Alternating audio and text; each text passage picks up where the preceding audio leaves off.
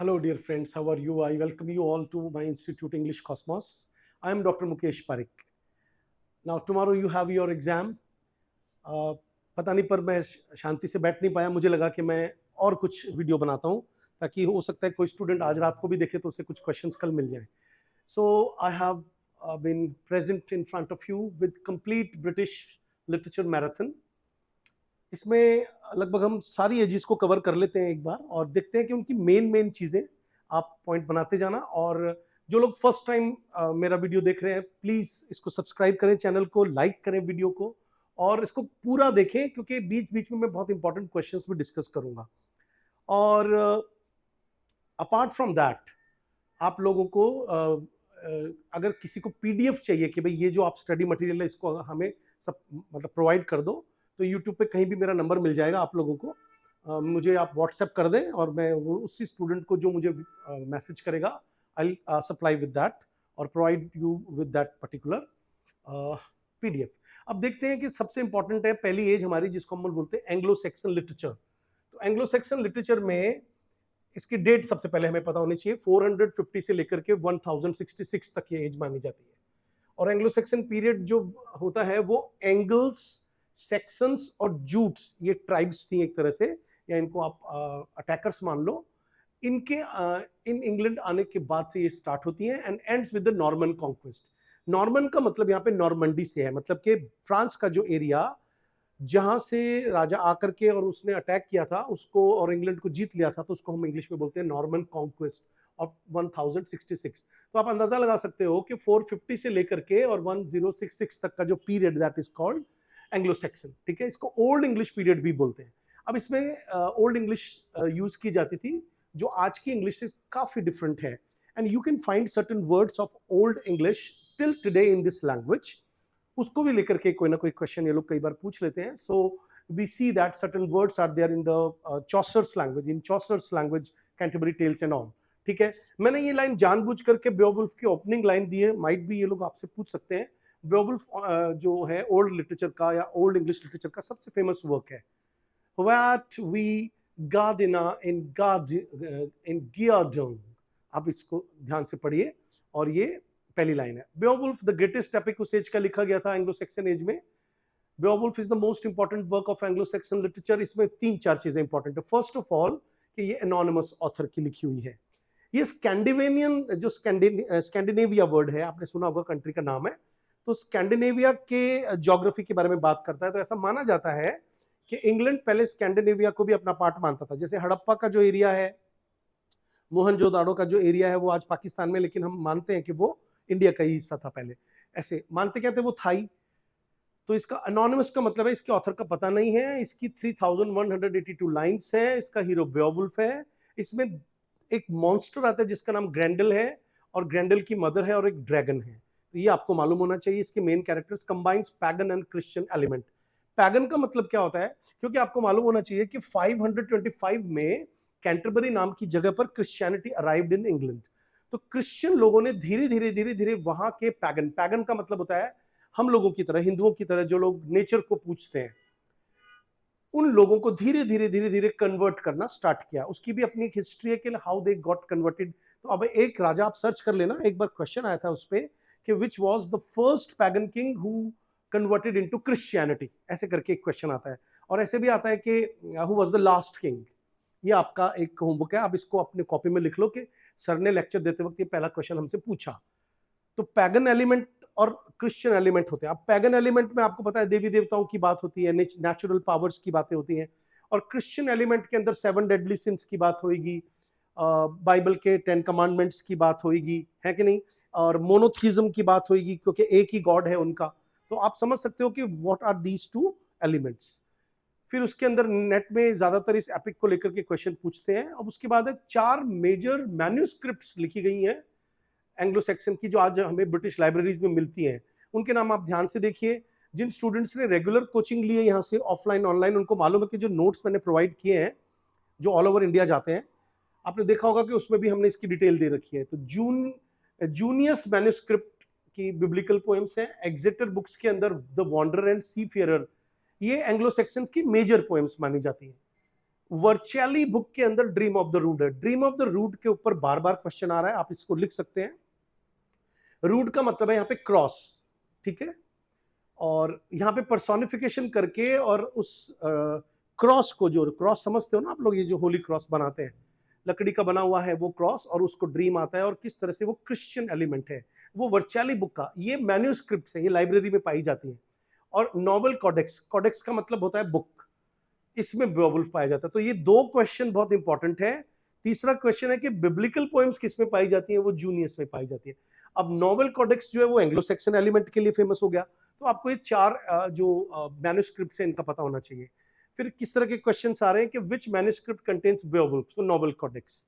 Major characteristics क्या रही हैं साहब एंग्लो सैक्सन पोइट्री की, अगर कोई पूछे कि इसमें एलिटरेटिव मीटर ज्यादा यूज करते हैं। एलिटरेटिव मीटर का मतलब आपको पता ही होगा, सिमिलर साउंड्स को बार बार यूज करते हैं, एसोनेंट्स को यूज करते हैं, कॉन्सोनेंट्स को यूज करते हैं। अगर कॉन्सोनेंट रिपीट होते हैं तो हम बोलते हैं कॉन्सोनेंट्स रिपीट हो रहे हैं, उसको कॉन्सोनेंट्स बोलते हैं। और अगर वॉवल रिपीट्स हो रहे हैं, वॉवल साउंड रिपीट हो रहे हैं, तो हम उसको बोलते हैं कि वहां पे एसोनेंट्स है। स्ट्रॉन्ग स्ट्रेस पैटर्न्स होते हैं, मतलब कि ये मान के चलिए कि एंग्लो सैक्सन पोइट्री की खास बात है, ये क्वेश्चन भी नेट में आया हुआ है, स्ट्रॉन्ग स्ट्रेस बोलते हैं। स्ट्रॉन्ग स्ट्रेस का मतलब होता है, आपने कई बार इटालियन लोगों को बोलते हुए देखा होगा, जर्मन लोगों को बोलते हुए देखा होगा, वो थोड़ा स्ट्रॉन्ग स्ट्रेस रखते हैं, जबकि फ्रेंच लोगों की लैंग्वेज में स्ट्रॉन्ग स्ट्रेस नहीं है। हीरोइक स्पिरिट होती है, आप जितने भी कैरेक्टर्स हैं वो या तो जैसे सी फेयरर है, सी वॉन्डरर है, या ड्रीम ऑफ द रूड है, उन सब कविताओं में वो प्रकृति के साथ जूझते हैं। They have a combat with nature, and they all are, the protagonist of this poems are somehow facing the hardships of nature. Pagan Christian blend है, एल्जिक टोन है। Elegiac tone mean to say because you know they show heroic temper and extravaganza, and कहीं ना कहीं उनके अंदर थोड़ा सा, जिसको अपन शिवलरी बोलते हैं, है ना, तो उस शिवलरी की वजह से, जैसे कोई नाव में डूब गया, कोई समुद्र में फंस करके तूफान में मर गया, उसके पीछे से उसकी वाइफ रो रही है, इस तरह की elegiac. Elegiac word has come from the word elegy, और इनका ओरल ट्रेडिशन रहा है। कहने का मतलब है कि हमें लिखा हुआ बाद में मिलता है, और उसके बाद है एलिट्रेशन का, जैसे ब्राइट ब्लेड ब्लेज्ड, तो बी साउंड जब बार बार आएगा तो ये स्ट्रेस पैटर्न क्रिएट करेगा, मतलब दोनों होठ जुड़ेंगे तो बाइलेबियल प्लॉजिव साउंड निकलेगा। उसके बाद इंपॉर्टेंट एलिजीज में जैसे जैसे अभी अभी मैंने बताया, the wanderer, the seafarer, है ना। उसके बाद आप देखिए the wife's lament, the ruin, ये चार पोएम्स आप बिल्कुल लिख लीजिए, इनमें से कोई ना कोई क्वेश्चन पूछ लेते हैं। Themes are loneliness, exile, loss, fate. आपको मालूम है कि हमारे लिटरेचर में भी यही सब रहा है, पुराने लिटरेचर में। मैं इसको, क्योंकि मैराथन है and tomorrow is your exam, so मैं कोशिश करूंगा कि मैं ज्यादा नहीं बोलूं, लेकिन आप समझ सकते हो कि पुराने जमाने के लिटरेचर में, whether it is Germanic literature और फ्रेंच लिटरेचर और कैल्टिक लिटरेचर, उन सब में यही लगभग थीम्स रही हैं। ड्रीम ऑफ द रूड की मैं कुछ एक्स्ट्रा इंफॉर्मेशन लेके आया हूँ। द फाइनेस्ट रिलीजियस पोएम है उस पीरियड की, जिसमें क्रॉस नरेट करता है क्राइस्ट का क्रूसिफिक्शन। अब यहाँ पे आप एक वर्ड लिख लीजिए, मैं लिख इसलिए नहीं रहा हूं सो दैट कि हमारा टाइम थोड़ा सेव हो जाए। क्राइस्ट के क्रूसिफिक्शन को इंग्लिश में बोलते हैं passion of Christ. Passion of Christ movie भी आई हुई है, उसका भी आपको रेफरेंस पूछ लेंगे कि क्राइस्ट को कितनी तकलीफ हुई थी और क्राइस्ट ने क्यों चूज किया सूली पर चढ़ना या crucifixion. Mixes Christian devotion with Germanic heroism. German जो ट्राइब है उनके हीरोइज्म को इसमें मिक्स किया गया, और क्रिश्चियन डिवोशन, इसका मतलब है कि क्रिश्चियनिटी से इन लोगों ने डिवोशनल एलिमेंट, भक्ति का मूवमेंट लिया है। Found in the virtually book, और ये आपको मैंने अभी थोड़ी देर पहले बताया, वर्चुअली बुक के अंदर मिलता है। कैडमन एंड सिनेवुल्फ जो है वो भी फर्स्ट नोन इंग्लिश पोएट माना जाता है कैडमन, और उनकी बुक का नाम है कैडमन्स हिम। हिम का मतलब होता है भजन, रिलीजियस पोएम एक तरह से। And Cynewulf is one of the few poets whose name is known. अब उनके वर्क्स कॉमनली किस चीज से एसोसिएटेड हैं, ध्यान से देखिए, Elene, Juliana, Christ two, the fates of apostles. अब ये फेट्स ऑफ अपोस्टल्स ज्यादा फेमस है। फिर आता है king Anglo Saxon prose and king Alfred. Father of English prose के तौर पर फेमस है किंग एल्फ्रेड। वो पहला बंदा था जिसने इंग्लिश में, यानी कि एंग्लो सैक्सन लोगों को एकजुट किया और उन लोगों को लिखाई पढ़ाई की तरफ प्रेरित किया, ठीक है। उसके कंट्रीब्यूशन क्या है, encourage translations from Latin. It means वो एंग्लो सैक्सन एलिमेंट को पसंद करता था, उसको लगता था कि ये हमारी मदर टंग है। लैटिन आपको मालूम है कि जो क्लर्जी और मिनिस्टीरियल लैंग्वेज थी, यानी कि चर्च के लोगों की लैंग्वेज थी, ज्यादा पढ़े लिखे लोगों की लैंग्वेज थी। उन्होंने एजुकेशन को प्रमोट किया associated with the development of the Anglo Saxon chronicles. उसके बाद है नेट के अंदर आपको क्या क्या क्वेश्चन पूछ सकते हैं, ये क्वेश्चन पूछ सकते हैं कि वियर्ड क्या होता है। Anglo Saxon concept of fate is called weird, एक इंपॉर्टेंट क्वेश्चन। कॉमिटेटस क्या होता है, the bond of loyalty between a lord and his warrior, सेनापति या मालिक और उसके थ्रू भेजे हुए सैनिकों का जो लड़ाई, क्योंकि मैंने बताया कि इसमें शिवलरस एलिमेंट फेमस है, तो आपको ये वर्ड पूछ लेंगे कि what is comitatus and with which literature it is associated. Ubi sunt बहुत फेमस है, ये लैटिन फ्रेज है जिसका मतलब है वेयर आर दे। अब ये एलिजिक टोन है, हाय वो कहाँ गए, अरे वो कहाँ गए, मतलब पोएम्स में बार बार ये एक टोन या ये फ्रेज रिपीट होता है, तो उसको उबिसेंट बोलते हैं। ये क्वेश्चन अभी तक नहीं आया। कैनिंग का क्वेश्चन आ चुका है। कैनिंग का मतलब क्या होता है, अ मेटाफोरिकल कंपाउंड एक्सप्रेशन होता है। अब कैसा होता है कि डायरेक्ट वर्ड ना बोल करके उससे रिलेटेड, जैसे सी बोलना है मुझे, तो मैं सी ना बोल करके एक इमेज क्रिएट करूंगा मेटाफोरिकल, जिसमें बोलूंगा मैं वेल रोड, यानी जिसपे वेल्स चलती हो। बोन हाउस बोल दूंगा बॉडी को, स्काई कैंडल बोल दूंगा सन को। तो इस तरह से आप अपने कॉपी में लिख लीजिए कैनिंग, और कैनिंग के कुछ एग्जांपल्स निकाल लीजिए। They already have asked a question like what is canning and in which literature it was famous. फिर उसके बाद कुछ रिवीजन मैंने करवाई, आप ध्यान से देख लीजिए। एंग्लो सेक्शन में 450 से 1066 तक है, ओल्ड इंग्लिश लैंग्वेज है, बेओवुल्फ मेजर वर्क है, नोवेल कोडेक्स वाली जो मैन्यूस्क्रिप्ट है उसमें पाया जाता है। वो राइम्ड पोइट्री नहीं लिखते थे, वो एलिटरेटिव पोइट्री लिखते थे। वैंडरर एंड सी फेयरर और dream of the rood major poems है, ठीक है। और जो फर्स्ट इंग्लिश पोएट के तौर पर कोई फेमस है तो वो कैडमन है, क्योंकि जो बेओवुल्फ है उसका कोई राइटर हमें मतलब मालूम नहीं है, अननोन है वो राइटर। और इंपॉर्टेंट टर्म्स जो है वियर्ड, कॉमिटेटर्स, कैनिंग एंड उबिसेंट, ठीक है। उसके बाद ये कुछ क्वेश्चन आप ध्यान से देखिए, ये जो मैंने अभी पढ़ाया है उनको मैंने यहाँ लिख दिया है कि ये बार बार पूछे गए हैं। तो इसका मतलब है कि एंग्लो सेक्शंस में से आपको इस तरह के क्वेश्चंस पूछ लेंगे। उसके बाद आता है एंग्लो नॉर्मन पीरियड। नॉर्मंडी से जो अटैक हुआ, तो जो फ्रेंच इन्फ्लुएंस इंग्लिश लैंग्वेज में आया, तो आपको सबसे पहले इंपॉर्टेंट क्वेश्चन ये बनता है कि वो अटैक कब हुआ, राजा कौन सा था, किसको हराया। इस तरह के क्वेश्चंस आप अपने लेवल पे एक बार देख लीजिए। उसके बाद जो बच्चा पहली बार जुड़ रहे हैं, मान लीजिए वो स्किप करके देख रहे हैं, तो वो वीडियो को लाइक करें, सब्सक्राइब करें और कोई अच्छा सा कमेंट लिखें। एंग्लो नॉर्मन पीरियड की डेट देख लीजिए, 1066 से 1350 है। और मैंने बता दिया कि ये विलियम द कॉन्करर के नाम से जो राजा था वो फेमस है, ठीक है। और उन्होंने किसको हराया था, किंग हैरल्ड को हराया था। उस बैटल का नाम क्या था, बैटल ऑफ हेस्टिंग्स। 3 क्वेश्चंस तैयार हो गए। सिग्निफिकेंस क्या है, रूलिंग क्लास की लैंग्वेज बन गई फ्रेंच। अब इसका आपको कैसे क्वेश्चन आ रहा है, आपको मालूम है कि वो लोग जब डाइनिंग टेबल पर बैठेंगे राजा महाराजा, तो वो अपनी लैंग्वेज में, मान लीजिए उनको चाहिए गाय का मांस, तो वो क्या करेंगे, काव नहीं बोलेंगे, वो बोलेंगे बीफ, मतलब वो काव बोलेंगे, उनकी लैंग्वेज में बीफ इज काव। तो यहाँ का जो कुक है वो सोचेगा कि अच्छा ये क्या मांग रहे हैं, गाय का मांस मांग रहे हैं। तो इसका मतलब है कि गाय बीफ होता है, लेकिन वो गाय के मांस के तौर पर वर्ड फेमस हो गया इन एंग्लो सेक्सन लोगों के बीच में। यानी कि अपर क्लासेस लोगों का जो रूलिंग क्लास है, क्योंकि वो फ्रेंच लोग थे, तो उनके वर्ड्स आते चले गए। तो आपको ज्यादातर फैशन में या कि जमीन जायदाद को नापने के सेंस में वॉर से रिलेटेड, ठीक है, चर्च से रिलेटेड और इस तरह से एजुकेशन से रिलेटेड जो वर्ड्स मिलेंगे, उनका फ्रेंच इन्फ्लुएंस आपको एंग्लो सेक्सन पे ज्यादा मिलेगा। चर्च और स्कॉलरशिप के अंदर जो है लैटिन हमेशा रही। ये क्वेश्चन इंपॉर्टेंट बन रहा है कि फ्रेंच आने के बाद भी उनके चर्चेस के अंदर फ्रेंच इंट्रूड नहीं कर पाई, फ्रेंच नहीं जा पाई, उन्होंने हमेशा लैटिन को ही प्रेफरेंस दिया। यही कारण है कि आज तक लैटिन वहां जिंदा है। English survived among common people, इसका मतलब है कि जो अब जैसे चौसर है, तो चौसर ने कैंटरबरी टेल्स में आपने नोटिस किया होगा, एक भी राजा महाराजा नहीं दिखाया, सारे लो लेवल के लोग दिखाए। मतलब उस लेवल के लोग, लो का मतलब यहां पर है उस टाइप के लोग जो क्या कर रहे हैं, कोई काम करते हैं, कोई ना कोई काम करते हैं, ठीक है। उसके बाद आ गया French became the language of literature, तो कोर्ट की लैंग्वेज बन गई फ्रेंच। लगभग 3 सेंचुरीज तक ये लैंग्वेज बनी रही। Latin religious and scholarly language बनी रही। इंग्लिश कॉमन लोगों की लैंग्वेज बनी रही। The trilingual situation greatly enriched English vocabulary, अब तीनों ही तरफ से वोकैबुलरी आने लगी। यानी कि आपको मालूम है कि उस वक्त तक बुक्स तो पब्लिश होती नहीं थी, लेकिन स्क्रिप्टोरियम्स के अंदर जो किताबें लिखी जाती थी हाथ से, उनके अंदर जो पढ़े लिखे लड़के होते थे यूनिवर्सिटी से एजुकेटेड, वो तरह तरह की लैंग्वेजेस जानने की वजह से अपनी मर्जी से भी ट्रांसलेशन कई बार कर देते थे, तो इंग्लिश को बहुत बेनिफिट हुआ उससे। अब फ्रेंच वर्ड्स के एग्जांपल देखिए, government word, justice word, crown, army, parliament, this word have come from French language. फिर आ जाइए आप रोमांस लिटरेचर, ये सबसे इंपॉर्टेंट क्वेश्चन हम डिस्कस करने जा रहे हैं। अब आपको इसकी थोड़ी थ्योरी समझाता हूं। देखो, जब फ्रेंच लोगों ने अटैक किया तो उन्होंने जो लोकल लोगों थे उनकी जमीनों पे कब्जे कर लिए और उन लोगों को अपना एक तरह से स्लेव बना लिया। लेकिन अब ये लोग तो मालिक हैं, फ्रेंच लोग, तो इन्होंने क्या किया कि भाई उनको फ्यूडलिज्म क्रिएट कर दिया कि भाई तुम इस जमीन को जोतो, इसमें पैदावार करो और इसका कुछ हिस्सा मुझे दे दो।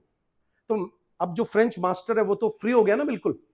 अब वो फ्री हो गया तो क्या करेगा, पोएम लिखेगा, लड़कियों को जाकर के छेड़ेगा, उनकी खूबसूरती का वर्णन करेगा। तो इसका मतलब लिरिक पोइट्री आ गई, कोर्टली पोइट्री डिस्कस होने लगी। उससे पहले इस तरह की चीजें इंग्लिश लिटरेचर में हमें देखने को नहीं नजर आती। इसका मतलब है कि अच्छा, फिर है कि वो मान लीजिए अपनी तलवार चमकाएगा, अपने घोड़े के जितने भी डेकोरेशन के आइटम्स हैं जिनको हम लोग ज्वेलरी बोलते हैं उसको सजाएगा, पॉलिश करेगा। तो शिवलरी से रिलेटेड कविताएं लिखी जाने लगी, एडवेंचर से related, courtly love, super natural element. खाली दिमाग को सुपर नेचुरल एलिमेंट ज्यादा नजर आता है, ठीक है। सुपर नेचुरल एलिमेंट का मतलब है, एंग्लो सेक्सन पोइट्री में हमको सुपर नेचुरल एलिमेंट नजर नहीं आता है, लेकिन फ्रेंच इन्फ्लुएंस के बाद में भूत प्रेत की बातें हमें नजर आने लगी। हीरोइक क्वेस्ट है। तो रोमांस क्या होता है, romance is a narrative dealing with knightly adventures and idealised love. हमेशा याद रखिएगा, the word romance has come from the word Rome. Rome से रोमन वर्ड आया है, और रोम का मतलब, क्योंकि the Roman culture was new, so they consider it something new. So romance का मतलब होता है परियों की कहानियां, अनरियलिस्टिक टाइप की सुपरनैचुरल स्टोरीज, जिसका इफेक्ट आज तक बार्बी डॉल की फिल्मों में आपको नजर आएगा, ठीक है, फेरी टेल्स के थ्रू। अब आता है कि भाई मैटर ऑफ ब्रिटेन, आप थोड़ा सा आप एक्स्ट्रा स्टडी कर सकते हो अगर रात को करो तो, नहीं तो कोई बहुत बड़ी बात नहीं। आगे सेट का एग्जाम आ रहा है, फिर जिन बच्चों का नेट क्वालिफाई हो जाएगा, आपको मालूम है वो असिस्टेंट प्रोफेसरशिप आरपीएससी की भी तैयारी करेंगे, वहां क्वेश्चन देख लेंगे हम लोग। इसको दोबारा देख लीजिएगा वीडियो को। जो लोग पहली बार जुड़ रहे हैं, वीडियो को लाइक करें, शेयर करें, सब्सक्राइब करें। मेरा नाम डॉक्टर मुकेश पारिक है। I have been teaching English literature at my institute English Cosmos for last 27 years. I have qualified NET for 16 times, और मैं डबल एमफिल हूँ, पीएचडी हूँ। और आप देख सकते हैं कि मैं काफी सालों से लिटरेचर की सेवा कर रहा हूँ, उसको पढ़ रहा हूँ, अपने आप को एनरिच कर रहा हूँ। तो आप कांटेक्ट भी कर सकते हैं मुझसे एडमिशन लेने के लिए, ठीक है। अपने हमारे यहाँ पे नया बैच 5 जुलाई से स्टार्ट हो रहा है। फिर देखिए आर्थुरियन लेजेंड्स। तो मैटर ऑफ ब्रिटेन का मतलब होता है, क्या हुआ कि ये जो यूरोप का जो पूरा कल्चर है उसके अंदर matter of France, matter of Britain, matter of Germany, ऐसे करके 3 अलग अलग मैटर्स हैं। मतलब हर एक की कहानियां एक जैसी नहीं है, लेकिन मैटर ऑफ ब्रिटेन के अंदर किंग आर्थर की कहानी पढ़ी जाती है। किंग आर्थर जो है वो एक लेजेंडरी किंग हुआ है, जिसके बारे में कहा जाता है कि उसने आते ही धर्म की स्थापना करने की कोशिश की, और 12 नाइट्स को होली ग्रेल, जिस प्याले में या तश्तरी में या प्लेट में क्राइस्ट का खून गिरा था जब उनको क्रूसीफाई किया गया था, और जिस भाले से उनको मारा गया था, उसके अंदर ऐसा माना जाता है कि चमत्कार है या मिरेकुलस क्वालिटीज हैं। तो उसको ढूंढने के लिए भेजा, और वो जो 12 नाइट्स यानी सिपाही भेजे उन्होंने हाई लेवल के, उनको राउंड टेबल कहा जाता है। तो किंग आर्थर जो है उसको बहुत स्टडी किया जाता है, आज तक हम उसको स्टडी करते हैं। टीएस एलियट ले लो आप, कोई भी राजकवि होता है, पोइट लॉरियट होता है, वो किंग आर्थर पे जरूर कोई ना कोई पोएम लिखता है। तो आपको घुमा फिरा करके किंग आर्थर पे कोई ना कोई कहानी स्टोरी का कोई ना कोई क्वेश्चन पूछ लेते हैं। मर्लिन है, उसका मंत्री सर लैंसिलॉट है, क्वीन गुइनेवरे है, दोनों के बीच में बाद में प्रॉब्लम क्रिएट हो जाती है, तो इसकी कहानी आप शॉर्ट में भी पढ़ सकते हो। ये मिडाइवल रोमांस माना जाता है, और आर्थुरियन लेजेंड का जो कॉन्सेप्ट है वो हमने इंग्लिश लिटरेचर में मिलता है फ्रेंच लिटरेचर के आने के बाद। वेस एंड लेमन। अब ये वेस एंड लेमन क्या होता है, आइए हम समझते हैं। Wace wrote Roman de Brut, Geoffrey और मॉनमाउथ, ये आपको याद रखना है। लेमन क्या है, adapted Wace's work into Brut. तो ये 2 बड़े बड़े क्वेश्चन से बनते हैं। Layamon's Brut marks the revival of English literary writing after the Norman conquest. Norman conquest का इफेक्ट ज्यादा नहीं पड़ा बच्चों, उसका कारण रहा है कि केवल कोर्टली पोइट्री तक वो सीमित रहा। उसके बाद में ब्रिटिश लिटरेचर रिवाइव होने लगा। तो इसमें ये क्वेश्चन इंपॉर्टेंट बन रहा है कि लेमन नाम की कवि ने जो ब्रुट नाम का वर्क लिखा था, उससे इंग्लिश लिटरेरी ट्रेडिशन रिवाइव होने लगा। उसके बाद आता है जॉफरी और मॉनमाउथ का कंट्रीब्यूशन क्या है फ्रेंच लिटरेचर के अंदर या नॉर्मन लिटरेचर में। उन्होंने हिस्टोरिया रेगम ब्रिटानिया नाम का वर्क लिखा है 1136 में, यानी कि एंग्लो नॉर्मन पीरियड के अंदर। उन्होंने किंग आर्थर को पॉपुलराइज किया फर्स्ट टाइम। एक क्वेश्चन ये बन गया, उन्होंने आर्थुरियन लिटरेचर का फाउंडेशन दे दिया और उसके बाद में आज तक वो लिखा जा रहा है। नाम क्या है? Geoffrey of Monmouth. Religious literature flourish होने लगा। Church was the most powerful institution. Homilies, homilies का मतलब लिख लो कुछ खास किस्म की रिलीजियस डांट, एक तरह का कंप्लेंट, लाइक तुम ये नहीं करते हो, तुम व्रत क्यों नहीं रखते हो, तो उनको होमिलीज कहा जाता है। सेंट्स की लाइफ, इनको हेजियोग्राफी लिख, ये क्वेश्चन नेट में आया हुआ है कि सेंट्स की लाइफ्स या उनकी बायोग्राफीज को इंग्लिश में क्या, उस जमाने में क्या कहते थे, और ज्यादातर कौन सा लिटरेचर फेमस था, उसको बोलते हैं हेजियोग्राफी। ठीक है। रिलीजियस लिरिक्स लिखे जाते थे, डिवोशनल टेक्स्ट यानी कि भजन से रिलेटेड, भगवान से रिलेटेड चीजें लिखी जाती थी। उनके अंदर एग्जाम्पल्स में है एनक्रीन्स वाइस, बहुत फेमस है। ये किसने लिखा है? Written as a guide for anchoresses, female religious recluses. Recluses का मतलब नन्स। नन्स को कैसे रहना चाहिए, कितने बजे उठना चाहिए, कैसे पूजा करनी चाहिए, कैसे प्रेयर करनी चाहिए, इन सब चीजों के ऊपर ये वर्क लिखा हुआ है। उसके बाद एक और क्वेश्चन आता है the owl and the Nightingale. ये बहुत इंपॉर्टेंट वर्क है, ये एक डायलॉग लिटरेचर है बच्चों। ये अर्ली मिडिल इंग्लिश पीरियड, यानी कि फ्रेंच के बाद जो पीरियड आता है उसको मिडिल इंग्लिश बोलते हैं। ये आउल और नाइटिंगेल में डिबेट पोइट्री है। तो आपको पता होना चाहिए कि ड्रीम एलिगरी और डिबेट पोइट्री बहुत फेमस टाइप की पोइट्री उस एज में मानी जाती है। इसके ऊपर भी क्वेश्चन आता है, जैसे हमारे चौसर ने बहुत सारी ड्रीम एलिगरीज लिखी है। तो डिबेट, उसके बाद represent the medieval debate tradition.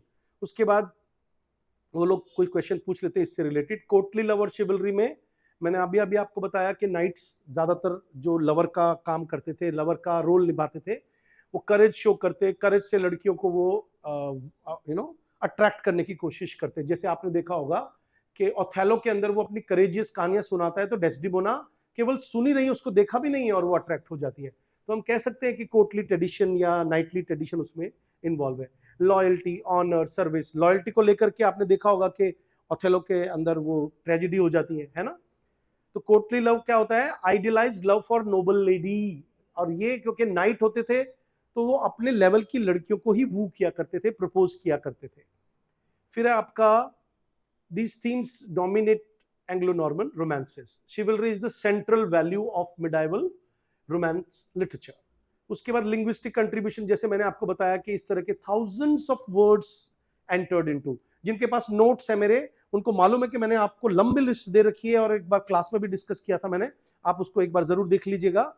ठीक है। जो बच्चे थोड़ा लेट आए और ये वाला टॉपिक नहीं कर पाए तो उसको एक बार आप जरूर सर्च कर लें। Law, government, military, religion, fashion. अब ओल्ड इंग्लिश और फ्रेंच इन्फ्लुएंस के वर्ड देखिए कि अगर उसमें किंगली बोलते थे तो फ्रेंच में रॉयल, उसमें आस्क बोलते थे ओल्ड इंग्लिश में या एंग्लो सैक्सन में तो इसमें क्वेश्चन, उसमें बिगिन बोलते थे तो इसमें कमेंस, इसमें फ्रीडम बोलते थे तो इसमें लिबर्टी। तो ऐसे करके आपको ये बात समझ में आ जाएगी। उसके बाद मैंने हल्का सा रिवीजन कर दिया फिर से। नॉर्मन कॉन्क्वेस्ट की डेट पूछ लेंगे 1066, विलियम द कॉन्करर ने हेरल्ड को डिफीट किया। फ्रेंच जो है वो कोर्ट लैंग्वेज बन गई। और जॉफरी ऑफ मॉनमाउथ ने हिस्टोरिया रेगम ब्रिटानिया लिखा। वेस ने रोमन डी ब्रट लिखा, इससे इंग्लिश लिटरेरी ट्रेडिशन रिवाइव होने लगा। ठीक है। उसके बाद में अभी अभी 2 मिनट पहले पढ़ के आए हैं कि एनक्रीन विस ने क्या लिखा था, जो एंक्रेसेस या नन्स होती हैं उनको सिखाने के लिए लिखा था। Debate poetry owl and the Nightingale बहुत फेमस है, और शिवलरी और कोर्टली लव्स बहुत फेमस है। ठीक है। फिर आ जाते हैं, ये सब क्वेश्चंस हैं, अगर कोई पीडीएफ मांगेगा तो मैं उसको दे दूंगा, उसमें मैंने इनको एक्स्ट्रा दे रखा है। अब आता है कि उसके बाद एंग्लो नॉर्मन के बाद कौन सा एज आया। तो आपको मालूम होना चाहिए कि इसमें हम लोग 1350 से 1500 तक का, और उससे थोड़ा अर्ली रेनेसां जिसको बोलते हैं 1500 से 1603 एलिजाबेथ की डेथ तक का पीरियड कवर करते हैं। उसमें जॉफरी चौफर सबसे पहला इंपॉर्टेंट राइटर है जिनको फादर ऑफ इंग्लिश पोइट्री कहा जाता है। जॉफरी चौसर ने मेजर वर्क्स कैंटरबरी टेल्स लिखा है, उनको फादर ऑफ इंग्लिश पोइट्री बोलते हैं। उन्होंने रियलिज्म और कैरेक्टराइजेशन स्टार्ट। सबसे पहले हमें अगर किसी कैरेक्टर का कैरेक्टराइजेशन, जैसे आप देखोगे कि वाइफ ऑफ बाथ है, नाइट है, पार्सन है, उनके कैरेक्टर्स कैसे वो कपड़े पहन रहे हैं, कैसे चल रहे हैं, कैसे मुस्कुरा रहे हैं, उनका चरित्र कैसा है, इसको बोलते हैं कैरेक्टराइजेशन। इसका मतलब है कि हम उनको फादर ऑफ इंग्लिश पोइट्री इसीलिए बोलते हैं क्योंकि उन्होंने जो स्टाइल स्टार्ट किया उसको आज तक हम फॉलो कर रहे हैं इंग्लिश लिटरेचर के राइटर्स। उन्होंने रियलिज्म दिया क्योंकि जो भी कैरेक्टर्स दिखाए हैं वो रियल हैं। इसका मतलब है कि आइडियलाइज्ड नहीं किया किसी भी चीज को, यानी कि ट्रू स्पिरिट ऑफ इंग्लैंड नजर आता है। इसके अलावा आपको क्या पता होना चाहिए कि वो मॉडर्न है सबसे पहले, द फर्स्ट मॉडर्न राइटर के तौर पर। आप कहोगे कि 20th सेंचुरी को मॉडर्न बोलते हैं, लेकिन ध्यान रहे कि एक आजाद ख्याल औरत को दिखाना भी मॉडर्निज्म है बच्चों, जैसे उन्होंने वाइफ ऑफ बात दिखाई है। ठीक है। ईस्ट मिडलैंड डायलेक्ट क्वेश्चन आया हुआ है। 4 तरह की डायलेक्ट्स फेमस थी उस जमाने में। ठीक है, उन 4 तरह की डायलेक्ट्स का नाम आप लिख लीजिए, आपको ईस्ट मिडलैंड डायलेक्ट है। ठीक है, इसके अलावा आप अपने सर्च करके लिखें, 1 सेकंड लूंगा आपका।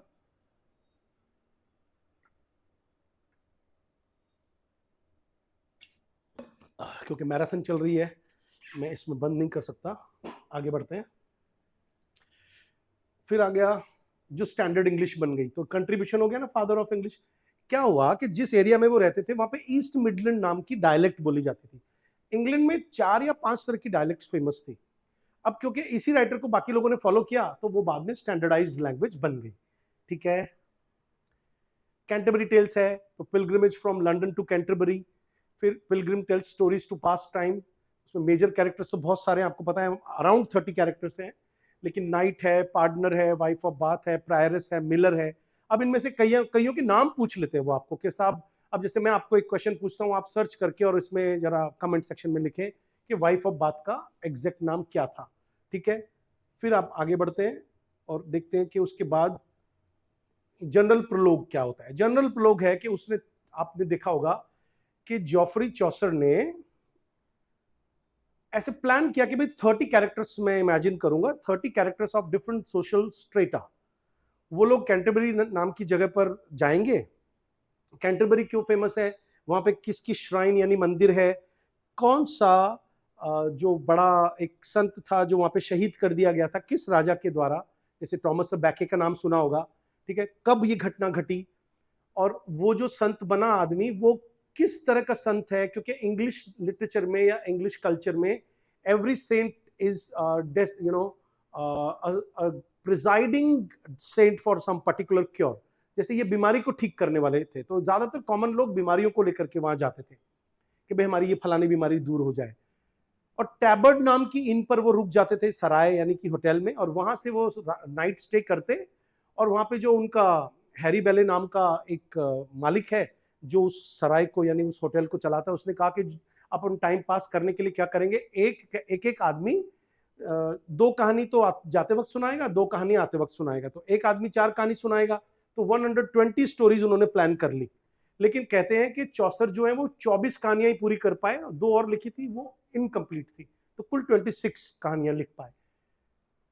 फिर उसमें उन्होंने एक जनरल प्रोलोग लिखा जिसमें लगभग 10-10, 15-15, 20-20 लाइंस में एक एक कैरेक्टर को डिस्क्राइब किया, उसका घोड़ा कैसा है, उसके कपड़े कैसे हैं, और इनको किंग ऑफ आयरनी कहा जाता है। उन्होंने कहा कि इस तरह से जैसे चर्च के एक्लेजियास्टिकल फ्लॉज दिखाए उसमें। एक्लेजियास्टिकल का मतलब होता है चर्च से रिलेटेड। ठीक है, और उसके अंदर उन्होंने थोड़ा सा लो टाइप की पोइट्री और ह्यूमर भी रखा है।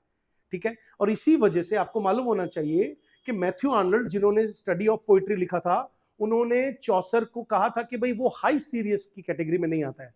रिदम है उनकी कविता में, लेकिन वो हाई सीरियसनेस नहीं है, यानी कि हम उनको कॉपी नहीं कर सकते, हालांकि वो फादर ऑफ इंग्लिश लिटरेचर हैं।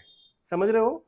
ड्राइडन ने क्या लिखा था, ऐसे करके ये लोग क्वेश्चंस पूछते हैं कि ड्राइडन ने चौसर के बारे में क्या लिखा, डॉक्टर जॉनसन ने चौसर के बारे में क्या लिखा।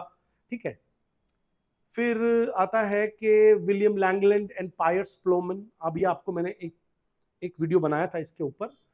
उनकी जो फेमस बुक है पायर्स प्लोमन की, उस पर क्वेश्चन आता है, और उन्होंने ड्रीम विजन लिखा है। ठीक है, तो पायर्स प्लोमन उनकी मेजर कविता है। ठीक है, और वो एक ड्रीम विजन है जिसमें विल नाम का कैरेक्टर है।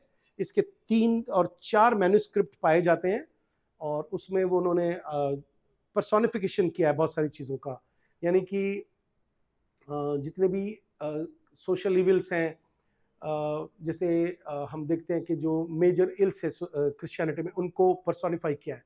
सोशल और रिलीजियस क्रिटिसिज्म है, एलिटरेटिव रिवाइवल उसमें दिखाया है। मतलब एक नई किस्म की कविता में देखने को मिलती है। एंग्लो सेक्सन के बाद पहली बार इस कविता के थ्रू उन्होंने एलिट्रेशन में थोड़ा चेंज दिखाया, ठीक है। और इस तरह से हम देखते हैं कि हमारा जो पायर्स द प्लॉमन है वो पेजेंट रिवोल्ट के आसपास लिख रहा है, 1382 में हुआ। तो उस पेजेंट रिवोल्ट लिख लीजिए, क्योंकि क्या हुआ कि प्लेग बहुत फैलते थे। तो प्लेग के फैलने से बहुत सारे मजदूर कैटेगरी के लोगों की जब डेथ हो गई तो जमीन के ऊपर जो फसलें उगी हुई हैं खेतों में उनको काटने की प्रॉब्लम आ गई। तो बड़े अजीब और गरीब किस्म के कानून पास हो गए, तो आम लोगों को बहुत दिक्कत होने लगी, तो पेजेंट्स ने रिवोल्ट कर दिया। उस जमाने की ये कविता है और इसमें इसके रेफरेंसेस आते हैं। फिर चौसर के कंटेम्प्रेरी जॉन गॉवर रहे हैं, उन्होंने कन्फेशियो अमेंटिस लिखा है, यानी कि अमेंटिस का कन्फेशन, इसका मतलब है लैटिन है। वॉक्स क्लेमेंटिस, मिरर डी ओलम लियोम, ये आपको याद रखने नाम है। Gower wrote in Latin, French and English. फिर आ जाता है mystery plays and medieval drama, जो बहुत फेमस है, इस पर कोई ना कोई क्वेश्चन बनेगा। आपको मालूम है कि जिस जमाने में शेक्सपियर लिख रहा था, मार्लो लिख रहे थे, बेन जॉनसन लिख रहे थे, उससे पहले इंग्लैंड में लिटरेचर में ड्रामा फेमस हुआ था। लेकिन इस इंग्लिश में एक फ्रेज फेमस है, the church is the cradle of English drama. क्योंकि आपको मालूम है कि मैंने अभी आपसे कहा था कि वो पैगन लोग थे चारों तरफ, तो उनको अट्रैक्ट करने के लिए, क्रिश्चियनिटी में कन्वर्ट करने के लिए ये बाइबल की कहानियां दिखाते थे, संतों की जीवनियां दिखाते थे और बहुत ही ज्यादा स्पेक्टेकल क्रिएट करते थे, यानी कि सुंदर झांकी। और 7 डेडली सिंस दिखा दिया, वर्च्यूज दिखा दी उनकी पर्सोनिफिकेशन करके, और डेविल को जैसे जोकर बना करके प्रस्तुत कर दिया, उसके ऊपर अंडे फेंकना, टमाटर फेंकना। तो धीरे धीरे अट्रैक्शन बढ़ने लगा, लोग चर्च आने लगे, समझ रहे हो। तो वहां पे mystery plays, miracle plays, morality plays और इंटरल्यूड्स, ड्रामास के बीच में थोड़ा गैप देने के लिए जो हल्की सी कॉमिक झलकी दिखाई जाती थी, उसको इंग्लिश में इंटरल्यूड बोलते हैं। अब उस तरह के ड्रामास के अंदर, अब देखिए इसमें जैसे मिस्ट्री प्लेस की साइकिल्स बहुत फेमस हैं, तो वो आप थोड़ा पढ़ लीजिएगा। अब एवरीमैन नाम का कैरेक्टर बहुत आई मीन प्ले बहुत फेमस है, तो वो एक रिलीजियस प्ले है और उसका एक क्वेश्चन बनता है कि भाई वो अंत में स्वर्ग जाता है तो उसके साथ कौन जाता है, तो अच्छे उसके गुड डीड्स जाते हैं। फिर मेलोरी एंड आर्थुरियन रोमांसेस का सबसे इंपॉर्टेंट क्वेश्चन मुझे लगता है कि सबसे पहले जो आर्थुरियन रोमांस जो इंग्लिश में ढंग से लिखे गए, वो उनका क्रेडिट जाता है मेलोरी को। उन्होंने ला मॉर्ट डी आर्थर लिखा है, यानी कि आर्थर की डेथ 1485 में लिखा है, और ये आर्थुरियन लेजेंड का डेफिनेटिव वर्जन है। इसके बाद इसी को कॉपी किया गया ज्यादातर। ये विलियम कैक्सटन ने प्रिंट किया था। तो अब यहाँ पर एक इंपॉर्टेंट कॉन्सेप्ट आ गया कि प्रिंटिंग प्रेस के आने के बाद ये चीज फेमस हुई। प्रिंटिंग प्रेस 1476 में आई थी कैक्सटन ने। तो यहाँ पे एक क्वेश्चन ये बनता है कि उन्होंने सबसे पहले क्या लिखा था, आई मीन किसको पब्लिश किया। तो आपको पता होना चाहिए कि उन्होंने जो ट्रॉय है, ट्रोजन वॉर से रिलेटेड बुक को पब्लिश किया था, और उन्होंने इसको इंग्लिश को स्टैंडर्डाइज करने का क्रेडिट इनको जाता है, क्योंकि जब प्रेस आ गई तो जो कुछ छपेगा वो आम लोगों तक पहुंचेगा, तो वो ज्यादातर लोग फिर उसी को इंग्लिश मानेंगे, तो उससे वो स्टैंडर्डाइजेशन हो गया। फिर आपका इंक्रीज लिटरेसी उस जमाने में बढ़ गई, उससे रेनेसां को आगे बढ़ने में हेल्प मिली। रेनेसां का मतलब क्या होता है, जब किताबें पहुंचेंगी तभी तो आपके पास ज्ञान पहुंचेगा, तो रिवाइवल ऑफ नॉलेज को रेनेसां बोलते हैं। तो up to an extent you can say कि इस प्रिंटिंग प्रेस के पब्लिकेशन के बाद में रेनेसां बढ़ा। अब रेनेसां जब मैं पढ़ाता हूं तो मुझे ह्यूमनिज्म पढ़ाना बहुत जरूरी है। रेनेसां में जो लैटिन और ग्रीक बुक्स ट्रांसलेटेड होकर के हम तक पहुंचने लगी दुनिया में उस जमाने में, उससे पहले की एज को डार्क एजेस बोलते हैं। तो उसमें यह बात फेमस है कि उन्होंने ह्यूमन बीइंग को सेंटर मान लिया। तो वहां से हम बोलते हैं कि उसको क्रिश्चियन ह्यूमनिज्म भी बोला जाता है, ठीक है। और उन्होंने क्लासिकल लर्निंग को इंपॉर्टेंस दी कि भाई अर्थमेटिक्स सीखो, है ना, रीजनिंग सीखो, इंडिविजुअलिज्म की तरफ जाने लगे। पहले परिवार इंपॉर्टेंट होता था, लेकिन इसके बाद में रेनेसां के बाद ह्यूमनिज्म में इंडिविजुअलिज्म आ गया, जिसने इंग्लैंड और बाकी के जो लोग हैं उनका सत्यानाश मार दिया। क्योंकि आज हम इंडियन लोग जब अपनी ज्वाइंट फैमिलीज के पॉइंट ऑफ व्यू से उनको देखते हैं, तो हमारे यहाँ जो न्यूक्लियर फैमिलीज का कॉन्सेप्ट आ रहा है वो ह्यूमनिज्म की ही देन है। साइंटिफिक क्यूरियोसिटी बढ़ने लगी। सबसे फेमस जो इंपॉर्टेंट ह्यूमनिस्ट है उनका नाम है डेसिडरस इरास्मस। ये आपको मालूम होना चाहिए कि जिन्होंने टॉमस मोर थे ना, उनके फ्रेंड थे ये, ठीक है। Humanism shifted focus from God to human potential and achievement. ये आपको समझना है, ये इसका आंसर है कि human being is the centre, not the God, not the Bible. So you know that Erasmus actually found fault with the things of Bible. फिर है टॉमस मोर का यूटोपिया, बहुत फेमस है. आपने यूटोपिया, जिन बच्चों ने यहाँ पे कोचिंग ली उनको तो मालूम ही है कि यूटोपिया हमने कितने बहुत सुंदर नोट्स बना रखे हैं कि यूटोपिया बुक पब्लिश कब हुई, उसका इंग्लिश ट्रांसलेशन किसने किया, यूटोपिया वर्ड कहाँ से आया. यूटोपिया यानी कि अ प्लेस नोवेयर या गुड प्लेस, दो मीनिंग निकलते हैं. ठीक है. फिर इसके अंदर ये एक इमेजिनरी वर्क है जिसमें एक आइडियल सोसाइटी बता रखी है. वहां पे लोग शादी कैसे करते हैं, मकान कैसे बनाते हैं, कितने घंटे काम करते हैं, सोना उनके लिए कितना इंपॉर्टेंट है, हीरे जवाहरात कितने इंपॉर्टेंट हैं, रिलीजन को लेकर उनके क्या विचार हैं. ये सारी बातें जब हम पढ़ते हैं तो हमें पता चलता है कि उससे क्वेश्चन पूछते हैं. ठीक है. तो वो स्लेव रखते हैं क्या, उनके यहाँ पे एक शहर से दूसरे शहर में जाने के लिए वीजा का कॉन्सेप्ट है क्या. तो ऐसे करके आप बहुत सारे कॉन्सेप्ट इसमें पढ़ाए जाते हैं. ठीक है. आप शॉर्ट समरी भी पढ़ सकते हो इसकी. फिर उसके बाद में हम पढ़ते हैं कि यूटोपिया वर्ड किसने कॉइन किया, टॉमस मोर ने. आज यूटोपिया के बाद डिस्टोपिया वर्ड भी फेमस हो गया. फिर आती है एलिजाबेथन एज. क्वीन एलिजाबेथ 1558 में गद्दी पर बैठी, हेनरी 8 की लड़की थी. उससे बीच का जो पीरियड वो मैं नहीं ले सकता क्योंकि मैराथन चल रहा है, तो हम बहुत कंस्ट्रेंट है हमारे पास टाइम का. उसको golden age of English literature कहा जाता है क्योंकि उसमें Edmund Spenser, sir Philip Sidney, Christopher Marlowe, William Shakespeare जैसे बड़े बड़े राइटर्स हुए. इनको आज तक कॉपी किया जा रहा है, इनके फ्रेजेस को आज तक इंग्लिश लैंग्वेज में समझा जा रहा है. इनके मेजर वर्क्स है, जैसे एडमंड स्पेंसर ने द फेरी क्वीन लिखा है, आपको मालूम है.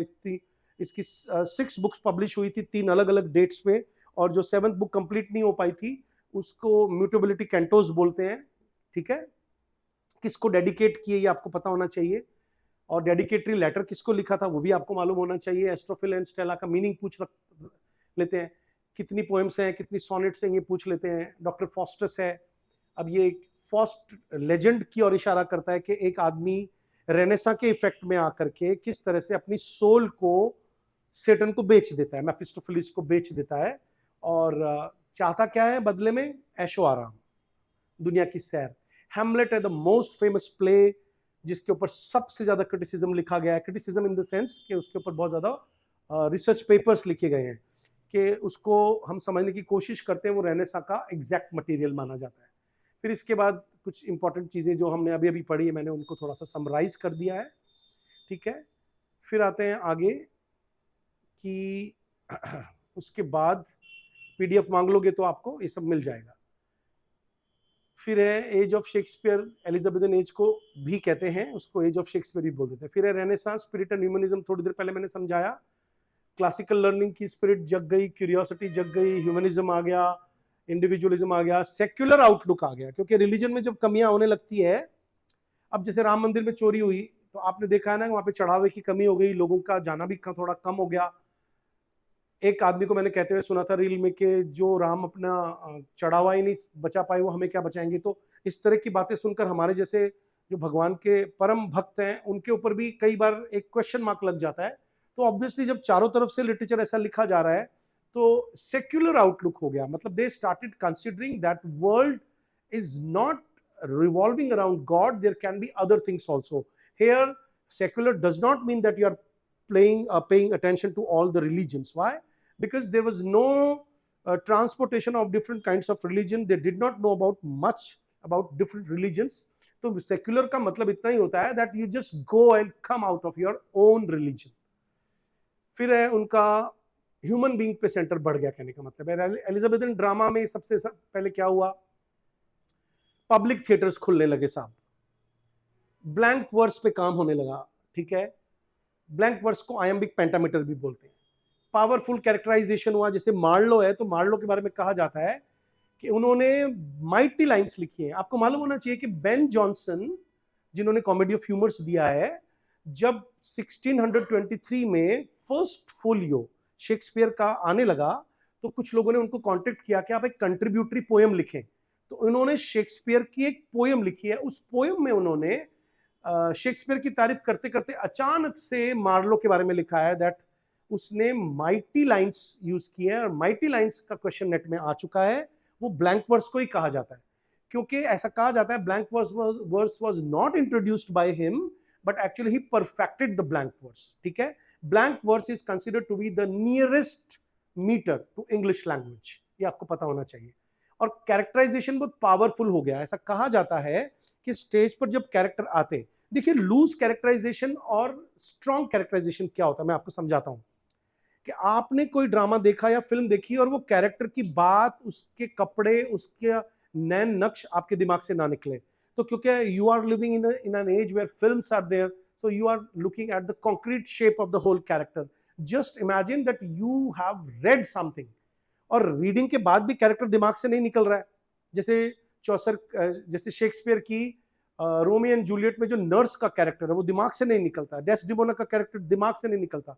हम अगर उनको ओरिजिनल शेक्सपियर को पढ़ते हैं तो हम एक एक हीरोइन को ऐसा लगता है कि वो हमारे आंखों के सामने घूम रही है। तो ये जो स्टार्टिंग है ये टेम्बरलेन से और मार्लो के जो कैरेक्टर्स हैं, खासतौर पे डॉक्टर फॉस्टर से, वहां से स्टार्ट होता है।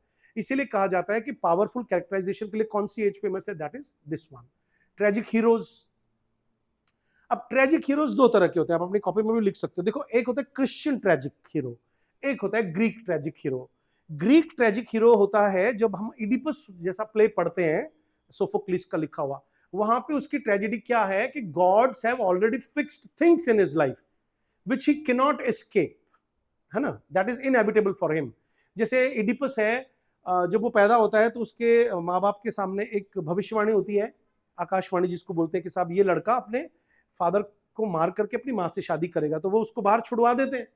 वैसे तो गडरिये को बोलते हैं शेपर्ड को कि इसको मार डाल, लेकिन वो बाहर जाके लटका देता है। दूसरे राज्य का गडरिया उसको लेकर अपने राजा को दे देता है, उनकी संतान नहीं होती है। फिर वो बड़ा होता है, फिर से वो ऑरेकल ऑफ डेल्फी होता है और उसको यही बात सुनाई देती है। वो कहता है कि मेरे जीवन में क्या है, मैंने आज पार्टी में सुना है कि मैं इनका लड़का नहीं हूँ। तो वो कहता है कि तो हाँ, इनका लड़का नहीं है, तो अपने फादर को मारेगा और अपनी माँ से शादी करेगा। तो वो वहां से भागता है और भाग करके वो जब दूसरे प्रदेश में घुसता है जहां का वो राजकुमार है एक्चुअल में, उसको खुद को नहीं पता, और जिस आदमी से उसकी लड़ाई होती है वो उसका फादर, उसको मालूम नहीं है। और फिर वो स्फिंक्स के क्वेश्चंस के आंसर्स दे देता है और वो वहां के लोग उसको राजा बना देते हैं। वहां पे रिवाज है कि भाई जो रानी है उससे उसको शादी करनी है। अब वो बच्चे भी पैदा कर लेता है 4, और फिर वो प्लेग वगैरह फैलता है। वो उसको ढूंढने की कोशिश करता है कि हु इज द कल्प्रिट। फिर आपको मालूम है कि टायरेसिस आकर के बताता है कि भाई तू ही कल्प्रिट है। तो फिर वो अपनी आंखें फोड़ लेता है, रानी जो अपने आप को मार डालती है। तो ये जो ग्रीक ट्रेजेडी है, इसमें क्या है, इसका कोई कसूर नहीं है, ये इज अ गुड मैन। तो जब हम एरिस्टोटल पढ़ते हैं और उसकी पोइटिक्स पढ़ते हैं तो हमने देखा है ना कि उसमें उन्होंने 26 चैप्टर्स में यही बताया कि भाई एक हेमर्शिया होना चाहिए, कैथारसिस होना चाहिए, पेरिपेटेटिया होना चाहिए, एनेग्नोरसिस होना चाहिए। वो सब ग्रीक ट्रेजेडी के पॉइंट ऑफ व्यू से लिखा है। तो आपको ताज्जुब होगा कि ग्रीक ट्रेजेडी के एलिमेंट कम और क्रिश्चियन ट्रेजेडी के एलिमेंट ज्यादा। अब what is Christian tragedy? Christian tragedy होती है क्राइस्ट वाली ट्रेजेडी। इसका मतलब है कि तुमने गॉड का कहना नहीं माना और उस गार्डन ऑफ ईडन के अंदर फॉरबिडन फ्रूट खाया। अब तुमको ये भुगतना पड़ेगा। फ्री विल तुमको दी थी, तुम्हें डेथ आएगी क्योंकि पहले तुम अमर थे, और अब तुमको औरतों के लिए कहा गया कि भाई तुमको अब रेगुलर पीरियड्स आएंगे तकलीफ के साथ, और तुम लगभग मर जाओगी बच्चा पैदा करते वक्त। इस तरह से तुमको ये सजा मिली है।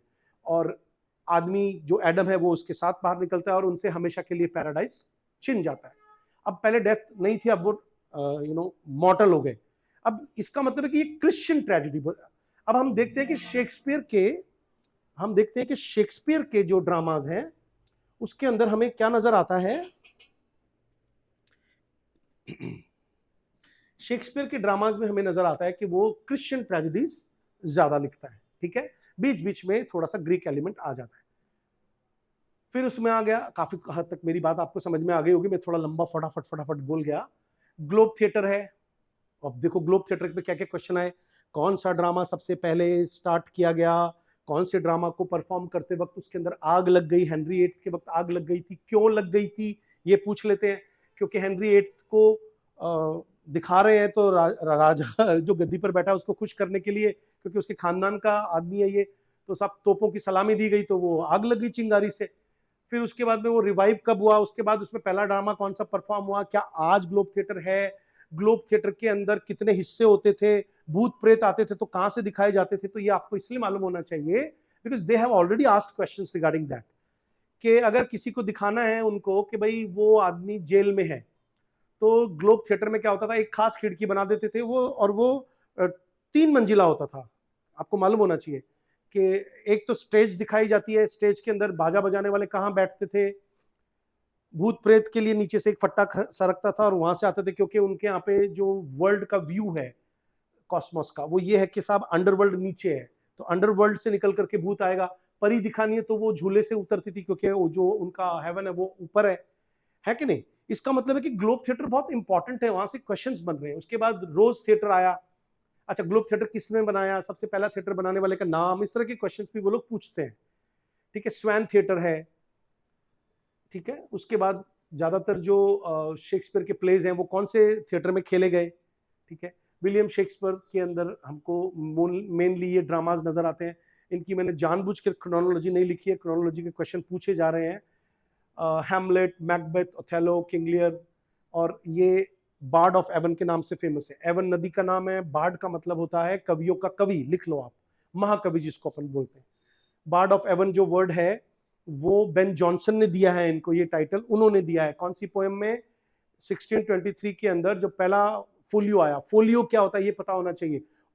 ऑक्टेवियो क्या होता है, डिओडेसिमो क्या होता है, मैं लिख नहीं रहा हूं, आप मेरे प्रोनाउंसिएशन से देख लो। डिओडेसिमो क्या होता है, पार्चमेंट क्या होता है, वेलम क्या होता है, बुक्स के तरह तरह के, रेक्टो क्या होता है, वर्सो क्या होता है। जिनके पास नोट्स है मेरे वो आप जाके देखिए, ये मैंने आपको अलग से दे रखा है। इन सब पे भी क्वेश्चन पूछते हैं कि उस जमाने में कैसी बुक्स लिखी जाती थी। ठीक है, और उसमें जो फोलियो सबसे पहला छपा उसके अंदर ये कविता के अंदर शेक्सपियर पे उन्होंने bard of Avon word use किया। फिर यूनिवर्सिटी विट्स का क्वेश्चन आ जाता है कि भाई उस वक्त ऑक्सफोर्ड और कैम्ब्रिज यूनिवर्सिटीज के जो पढ़े लिखे लड़के थे वो ड्रामा लिखते थे। तो Christopher Marlowe was from there, Kyd was there, Robert Greene, Thomas Nashe, George Peele, John Lyly. John Lyly है, उससे तो हमें बहुत सारे क्वेश्चंस मिलते हैं। देखो मैंने अपने यहाँ पे एक पोस्टर लगा रखा है जॉन लिली का, मैं आपको दिखा देता हूँ, जहां तक मेरा ख्याल है आपको नजर भी आ जाएगा। देखो इधर इसमें यूफ्यूइज्म लिखा हुआ दिख रहा होगा आपको, है ना, अ स्टडी ऑफ रिफाइंड लैंग्वेज। तो आप यूफ्यू एक तो होता है यूफेमिज्म, यूफेमिज्म का मतलब होता है हार्श बात को सॉफ्ट करके कहना, और ये यूफ्यूइज्म है। क्योंकि मैं अभी अचानक से उस तरफ गया तो ये हमारा प्रोग्राम डिसमिस हो जाएगा, थोड़ा सा डिस्टर्ब हो जाएगा। तो आप यूफ्यूइज्म की कैरेक्टरिस्टिक्स देख लीजिए। जब आप यूफ्यूइज्म की कैरेक्टरिस्टिक्स देख लोगे तो आपको ये बात समझ में आ जाएगी कि किस तरह के क्वेश्चंस वो लोग यूफ्यूइज्म से पूछ रहे हैं। जॉन लिली ने एक खास किस्म का यूफ्यूज नाम का कैरेक्टर क्रिएट किया। उसने जो लैंग्वेज बोली उसमें वो एलिटरेटिव मीटर में बात कर रहा है, लंबे लंबे सेंटेंसेस बोल रहा है, एंटीथेटिकल सेंटेंसेस बोल रहा है, सिमिलीज बहुत यूज कर रहा है, पन बहुत यूज कर रहा है, रेटोरिकल लैंग्वेज बहुत यूज कर रहा है। तो वहां से ये वर्ड फेमस हो गया जॉन लिली का दिया हुआ। ठीक है, यूफ्यूज्म। फिर हम देखते हैं कि थॉमस लॉज है अगला कैरेक्टर। ठीक है, फिर उसके बाद में क्रिस्टोफर मार्लो ने ब्लैंक वर्स को इंपॉर्टेंट, मैंने कहा कि फादर ऑफ इंग्लिश ट्रेजेडी कहा जाता है इनको। टैम्बरलेन बहुत फेमस प्ले है। टैम्बरलेन पे क्या क्वेश्चन आता है कि वो एक शेपर्ड था, वो लंगड़ा था, क्योंकि नाम है टैम्बरलेन, लेन का मतलब लंगड़ा, तैमूर लंगड़ा, पता होना चाहिए। ज्यू ऑफ माल्टा है। अब ये ज्यू ऑफ माल्टा के अंदर, क्योंकि आपको ये भी मालूम होना चाहिए कि मार्लो जो थे वो एथीस्ट थे, तो उन्होंने टैम्बरलेन में कुरान जलाने का सीन दिखा रखा है, ये क्वेश्चन बनता है। डॉक्टर फॉस्टस है, उसके अंदर इन्होंने जो क्रिश्चियनिटी है उसके एक खास किस्म के चर्च का मजाक उड़ाया है, क्योंकि वो जब इनविजिबल हो जाता है मेफिस्टोफेलिस से ताकत लेकर के, तो वो जो हल्का सा कैथोलिक एलिमेंट है ना उसका मजाक उड़ाता है चर्च के अंदर जाकर के। तो ये सारे क्वेश्चन यहाँ से बनते हैं। ज्यू ऑफ माल्टा के अंदर उन्होंने, ये एंटीसेमेटिक प्ले है, जूस के अगेंस्ट कुछ लिखा जाता है तो उसको एंटीसेमेटिक बोला जाता है। ठीक है, फिर आ गया उनको माइटी लाइन, मैंने आपको लेक्चर दे ही दिया ऑलरेडी। फिर स्पेंसर के बारे में बात करते हैं, उनको पोइट कहा गया। अब कवियों का कवि कहा गया क्योंकि जितने भी रोमांटिक राइटर्स हैं उन्होंने स्पेंसर को फॉलो किया है। ठीक है, तो किसने यूज किया पोइट, आप देखिए क्या चार्ल्स लैम है, उन्होंने कहा है उसको पोइट, ये स्टडी करो आप। फेरी क्वीन के बारे में मैंने आपको बताया, ये पोएम डेडिकेट की गई है क्वीन एलिजाबेथ को। ठीक है, फिर इसके अंदर स्पेंसरियन स्टैंजा है जो कितने लाइन का होता है, 9 लाइन का। उसके अंदर जो 9th लाइन होती है उसको एलेक्जेंड्राइन बोलते हैं। ठीक है, जो एक फ्रेंच वर्ड है। एलिगोरिकल एपिक है, यानी कि एक एक कैरेक्टर एक एलिग्री है। एलिगोरिकली या एलिग्री होता है, एक इनडायरेक्ट वे में कैरेक्टर क्रिएट किया जाता है, दो पैरेलल स्टोरीज होती हैं। फिर फिलिप सिडनी बहुत फेमस है। सर फिलिप सिडनी के बारे में कहा जाता है, he was the first humanist, he was a great chivalrous knight, इनके बारे में कहा जाता है इनके चेचक के दाग बहुत थे चेहरे पर। क्वेश्चन आया हुआ है, आपको ताज्जुब होगा। फिर क्वेश्चन आया हुआ है कि साहब इनके ऊपर किस किस ने एलिजी लिखी, क्योंकि ये उस जमाने के बहुत बड़े राइटर थे, ठीक है। फिर इन्होंने अपॉलॉजी फॉर पोइट्री लिखा, एक वर्क है जो 8th यूनिट में पढ़ाया जाता है, ठीक है। किसके लिए लिखा? क्योंकि जो स्टीफन गॉसन थे उन्होंने स्कूल ऑफ एब्यूज करके एक डॉक्यूमेंट लिखा। उनको वो जो थे वो प्लेटो के पॉइंट ऑफ व्यू से सोचते थे कि भाई प्लेटो ने कहा था कि जो रिपब्लिक है उसके अंदर कवियों का स्थान नहीं, क्योंकि वो झूठ बोलते हैं, ज्यादा इमेजिनेशन करते हैं। तो एरिस्टोटल ने, आपको पता ही है कि पोइटिक्स लिख करके उसका जवाब दिया। तो जो अपॉलॉजी फॉर पोइट्री, अपॉलॉजी एक टेक्निकल वर्ड होता है। जैसे आपको कई बार क्वेश्चन पूछा गया है कि साहब पैम्फलेट क्या होता है, कितने पेजेस का होता है, ऐसे अपॉलॉजी पूछ लेते हैं। आपको याद है जिन बच्चों ने क्लास अटेंड की है इस साल, वैसे तो जितने भी बच्चे हर साल पढ़ते हैं 2-2 3-3 बैचेस में, उनको मालूम है कि मैं अपॉलॉजी जरूर पढ़ाता हूँ। अपॉलॉजी एक खास टेक्निकल टर्म है जिसके अंदर 8 या 7 एलिमेंट्स होते हैं, ठीक है। तो अपॉलॉजी को एक ऐसे नहीं है माफी मांगना। अपॉलॉजी का मतलब होता है लॉजिकली प्रूव करना किसी और के क्रिटिसिज्म को, कि तुम यहां गलत हो, यहां गलत हो, यहां गलत हो, तुमने ये वाला पॉइंट दिया है। क्योंकि यूनिवर्सिटी एजुकेटेड थे तो लॉजिक आता था, तो लॉजिकली हर चीज का एक आंसर दिया है। 4 या 5 क्वेश्चन स्टीफन गॉसन ने आरोप लगाए थे, उनका इन्होंने इसमें जवाब दिया है। फिर उसके अंदर एस्ट्रोफिल एंड स्टेला का क्वेश्चन मैं आपको एक अलग वीडियो में ऑलरेडी दे चुका हूं। एस्ट्रोफिल एंड स्टेला, एस्ट्रोफिल का मतलब स्टार लवर और स्टेला मैंने स्टार। आर्केडिया, अब Arcadia is a great compendium of the different kinds of story. ऐसा कहते हैं कि एज यू लाइक इट के अंदर जो या शायद शायद किंग लियर के अंदर शेक्सपियर ने जो सब प्लॉट लिया है एडमंड और एडगर का, वो आर्केडिया से लिया है, ये आपको मालूम होना चाहिए, ठीक है। फिर उसके बाद में अपॉलॉजी ऑफ पोइट्री बहुत इंपॉर्टेंट वर्क है। डेवलपमेंट ऑफ इंग्लिश सोनेट है। अब उसी जमाने में एलिजाबेथन एज में ये डेवलपमेंट ऑफ सोनेट का कॉन्सेप्ट आता है। थॉमस वायट है, इनको हेनरी ने मरवा दिया था क्योंकि उनकी पत्नी से इसके अफेयर थे, ठीक है। कौन सी पत्नी? जिसने एलिजाबेथ को जन्म दिया था, हेनरी की बेटी अर्ल ऑफ सरे, और दोनों ने मिलकर के they all both of them visited Italy and they brought the sonnet from there. Edmund Spenser ने सोनेट लिखी है, आपको मालूम होना चाहिए। 89 सोनेट्स लिखी है, उसका नाम है अमोरिटी, ठीक है। अच्छा, व्याट और सरे के आपको मालूम होना चाहिए कि एक खास किस्म की 1557 में एक बहुत फेमस पोइट्री का एंथोलॉजी पब्लिश हुआ था। चेक करके बताओ, कमेंट सेक्शन में लिखो उसका नाम क्या था। उसमें दोनों के वर्क्स शामिल हैं और वो क्वेश्चन बार बार पूछ लेते हैं। मैं फिर से डेट पूछ लेता हूं आपसे। 1557 में which famous anthology changed the poetry of English literature? William Shakespeare है, आपको सबको मालूम है, 154 सोनेट्स लिखी हैं जिसके अंदर होमोसेक्सुअलिटी की थीम है, एक आइडियलाइज्ड लवर है, उन्होंने एक डार्क लेडी के ऊपर भी कविताएं लिखी हैं, ठीक है। फिर उसके बाद में सरे ने ब्लैंक वर्स को इंट्रोड्यूस किया था, जो मैं अभी थोड़ी देर पहले आपको बता रहा था। परफेक्ट किसने किया? मार्लो ने। फिर आ जाइए, इसकी की फीचर्स स्टडी कर रहे हैं। पेट्रियोटिज्म उस एज में बहुत ज्यादा दिखाया गया, nationalism, optimism, love of adventure, renaissance humanism, classical influence बहुत ज्यादा था क्योंकि यूनिवर्सिटी विट्स लिख रही थी, ये they were all taught in universities, तो वहां से सारे क्लासिकल एलिमेंट्स इन्होंने अपने लिटरेचर में ठूस दिए, ठीक है। लिरिकल पोइट्री, कोर्टली पोइट्री, यानी दो तरह के पेस्टोरल लिरिक और कोर्टली लिरिक, दोनों तरह के लिरिक्स फेमस हुए। जैसे आपको मालूम होना चाहिए कि एक बहुत फेमस मार्लो की पोएम है शेपर्ड टू हिज लव, तो वो एक ऐसा लिरिक है जिसको हम पेस्टोरल लिरिक बोलते हैं, यानी कि दोनों तरह के लिरिक फेमस थे। अब नेशनलिज्म की जब मैंने बात की तो एक क्वेश्चन तो बताए बिना मैं जा ही नहीं सकता कि 1588 के अंदर स्पेन का अटैक हो गया था इंग्लैंड के ऊपर। अब यहाँ पे भी एक क्वेश्चन बनता है कि सब क्यों अटैक हो गया, रानी से क्या चिड़ हो गई थी एलिजाबेथ से, स्पेन को लेकर के रानी के क्या संबंध बिगड़ गए थे, और कैसे ये लड़कों की और आदमियों की ड्रेस पहन करके घोड़े पे चढ़ करके अपने नाविकों का हौसला अफजाई करने के लिए पहुंची। उसके बाद कई लोगों ने उस चीज को फेमस कर दिया और अपने अपने मतलब वर्क के अंदर एलिजाबेथ का वो रूप दिखाना स्टार्ट किया, ठीक है। तो ये आप एक बार चार्ट देख लीजिए ध्यान से, आपको काफी कुछ क्लियर हो जाएगा, ठीक है। इसका स्क्रीनशॉट ले लो आप। फिर है उसके बाद ये भी इंपॉर्टेंट चीजें हैं जो मैं आपको ऑलरेडी डिस्कस कर चुका हूं, ठीक है। फिर जैकोबियन लिटरेचर और कैरोलिन लिटरेचर आ जाता है, ठीक है।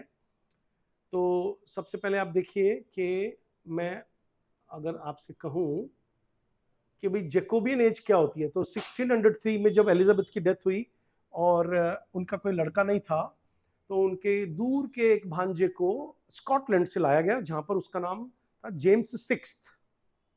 वो वहां से जब यहाँ आया तो उस एज को अपन बोलते हैं, और उनकी डेथ 1625 में, that whole age is called Jacobean age, क्योंकि लैटिन में जेम्स को जैकोबस बोलते हैं, तो वहां से नाम पड़ा, जेम्सियन एज नहीं बोलना है। तो ये डेट आपको पता होनी चाहिए, एक क्वेश्चन आया हुआ है नेट में।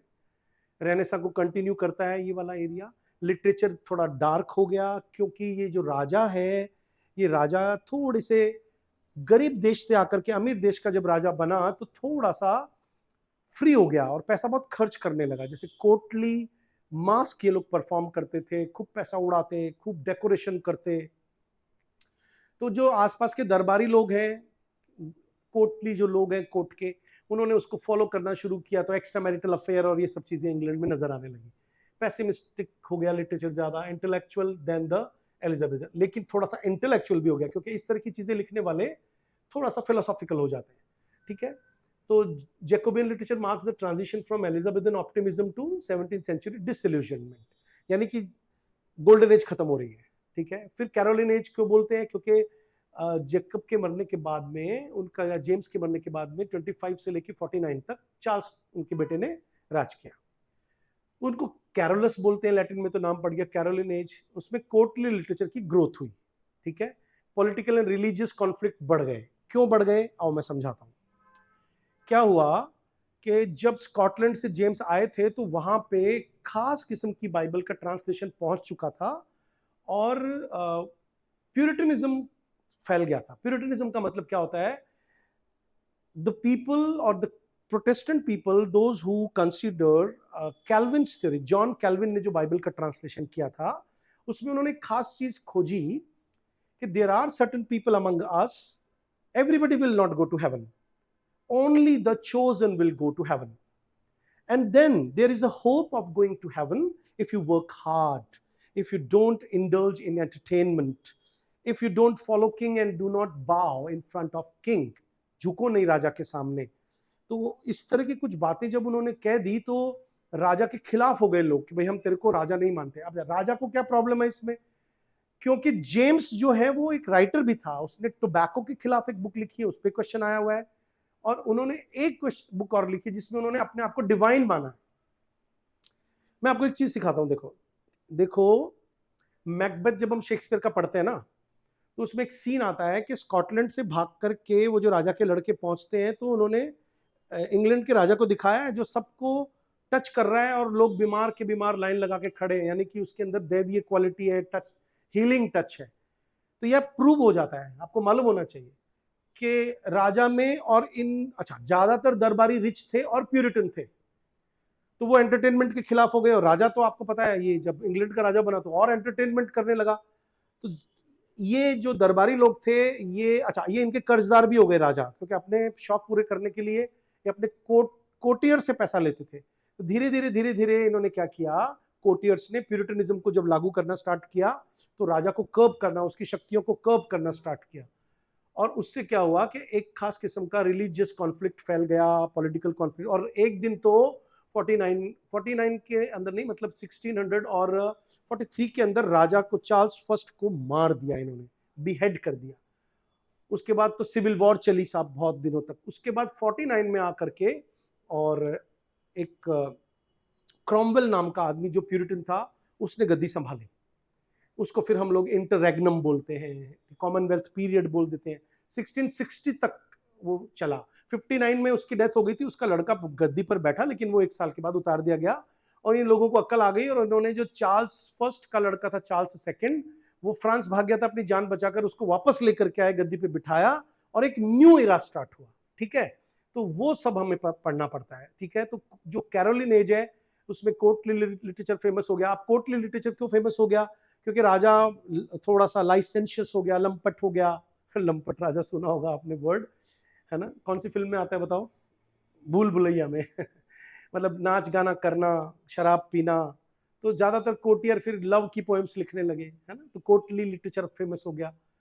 उसके बाद में सिविल वॉर हो गई, उनका एग्जीक्यूशन हो गया। ये एग्जीक्यूशन 43 के आसपास हुआ। 49 तक हम इसको डेट इसलिए मानते हैं क्योंकि ऐसा मान लिया जाता है कि उस दिन मतलब गद्दी पर क्रॉमवेल बैठा आकर के। फिर है शेक्सपियर ग्रेट जैकोबियन ट्रेजेडीज में हैमलेट, मैकबेथ। अब ऐसा नहीं है, शेक्सपियर की डेथ होती है 1616 में और क्वीन एलिजाबेथ की डेथ हो जाती है 1603 में। तो ऐसा नहीं है कि भाई आज रानी मरी और आज ही सारा नेगेटिव हो गया। आपको मालूम होना चाहिए कि शेक्सपियर ने जैकोबियन एज में भी लिखा है और सारी अपनी जो बेस्ट ट्रेजेडीज है वो इसी एज में लिखी है उन्होंने, Hamlet, Macbeth, King Lear, Othello. ठीक है, तो Jacobean tragedies characterised by violence, revenge, corruption and moral decay. आप खुद देख लीजिए, मॉरल डिके दिखाया ना इसमें राजा का, ओथेलो में दिखाया ना आपको। आपने इयागो को देखा होगा, बिना बात के मोटिवलेस मलाइनिटी, लिख लो आप, मोटिवलेस मलाइनिटी वर्ड किसने यूज किया इयागो के लिए? कॉलरिज ने यूज किया है। इस पे क्वेश्चन आया था नेट में, बिना बात के ओथेलो को तंग करने में लगा हुआ है। ठीक है, फिर आप देखिए, इसके बाद आप चलते हैं Ben Jonson and comedy of humours. Comedy of humours के बारे में आपको पता होना चाहिए, मैंने ज्यादा नहीं लिखा है इसके ऊपर, पर आपको पता है हमारी बॉडी में जो 4 लिक्विड होते हैं, जैसे सैंग्विन है, फ्लेम है, कोलेर है और मेलंकोलिया है। तो उन्होंने कहा कि हर आदमी में किसी में कोलेर ज्यादा होगा, किसी में फ्लेम ज्यादा होगा, किसी में सैंग्विन यानी ब्लड ज्यादा होगा, किसी में मेलंकोलिया यानी ब्लैक बाइल जूस ज्यादा होगा। तो अलग अलग कैरेक्टरिस्टिक्स हो जाती है हमारी, तो उसको बोलते हैं हम कॉमेडी ऑफ ह्यूमर्स। हालांकि comedy of humours Ben Johnson से पहले भी लिखी जा चुकी है, इस पे भी क्वेश्चन आया था। ठीक है, इनकी जो फेमस है every man in his humour and every man out of his humour. उसके अलावा इनकी ये 3 Volpone, the Alchemist and every man in his humour world famous comedies हैं। ये एजुकेटेड आदमी था, यूनिवर्सिटी से एजुकेटेड था, तो इसकी कॉमेडीज के अंदर आपको शेक्सपियर की तरह ट्रेजिक कॉमेडी मिक्स नहीं मिलेगी। Comedies are pure comedies. ठीक है, फिर उसके बाद में रिवेंज ट्रेजेडी का कॉन्सेप्ट फेमस हुआ। रिवेंज कॉमेडी का जो कॉन्सेप्ट, ट्रेजेडी का जो कॉन्सेप्ट है, उसमें क्या होता है, भूत का दिखाना जरूरी है, ड्रामा इन ड्रामा दिखाना जरूरी है। सबसे पहले स्पेनिश ट्रेजेडी नाम की एक थॉमस किड ने लिखी थी, फिर रिवेंजर्स ट्रेजेडी, फिर डचेस ऑफ माल्फी है, हैमलेट भी एक तरह का रिवेंज प्ले है, आपको मालूम होना चाहिए। ठीक है, उसमें भूत का आना, उकसाना के बदला ले, ये सारी चीजें इंपॉर्टेंट हैं, इनमें से क्वेश्चन पूछ रहे थे। मर्डर होना, इंट्रिग यानी षड्यंत्र होना, रिवेंज, मैडनेस होना बहुत जरूरी है। जैसे हम शेक्सपियर के हैमलेट में देखते हैं कि वो पागलपन का नाटक करता है, ब्लड शेड दिखाते हैं बहुत सारा। इसी एज में हमको कैरोलिन एज में और जैकोबियन एज में जॉन डन की मेटाफिजिकल पोइट्री नजर आती है, जिसमें 2 डिसिमिलर चीजों को कभी जबरदस्ती जोड़ करके और हमें कन्विंस करने की कोशिश करता है। उनको हम इंग्लिश में बोलते हैं मेटाफिजिकल कंसीट। कंसीट का लिटरल मीनिंग पूछ सकते हैं आपसे, वो होता है घमंड करना। तो अपनी नॉलेज का घमंड दिखाते हैं, क्योंकि ये रेनेसांस से इंस्पायर्ड राइटर्स रहे हैं बच्चों।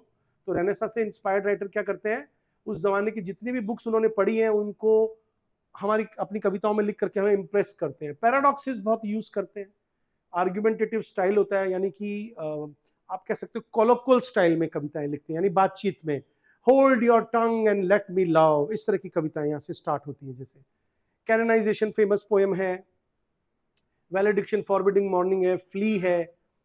ठीक है, इनको फादर ऑफ मेटाफिजिकल पोइट्री बोलते हैं। मेटाफिजिकल पोइट्स में जॉर्ज हर्बर्ट, अब ये रिलीजियस पोएम लिखने के लिए फेमस है। रिचर्ड क्रशॉ हैं, ये आपको मालूम होना चाहिए कि इन्होंने खास किस्म की रिलीजियस पोएम्स के साथ साथ में थोड़ा सा वल्गर पोइट्री भी लिखी है।